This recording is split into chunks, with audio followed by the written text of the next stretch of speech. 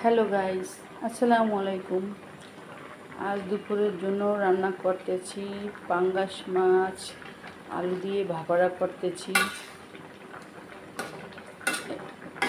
একদম মাখা মাখা করব, কোনো ঝোল রাখবো না।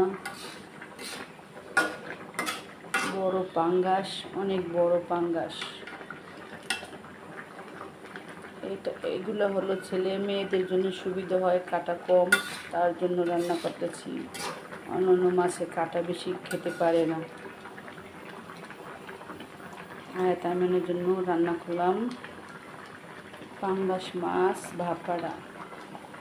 এখানে সব রকমের মশলা দিচ্ছি, লাই বাটা, আদা বাটা, জিরে বাটা, রসুন বাটা, হলদির গুঁড়ো, মরিচের গুঁড়ো, ধনিয়ার জিরার গুঁড়ো, সব কিছু আছে।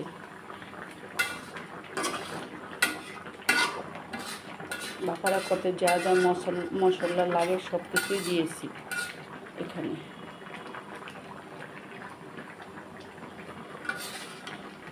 অনেক বড় মাছ।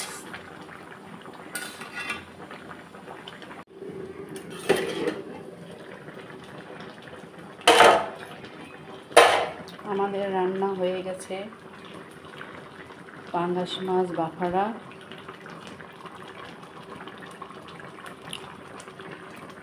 মাখা মাখা হয়ে গেছে। আজকে আকাশটা খুবই খারাপ, বৃষ্টি আর বৃষ্টি হচ্ছে আজকে 3 দিন ধরে প্রচুর। এই কারণে আকাশটা মেঘলা, বাইরে অন্ধকার,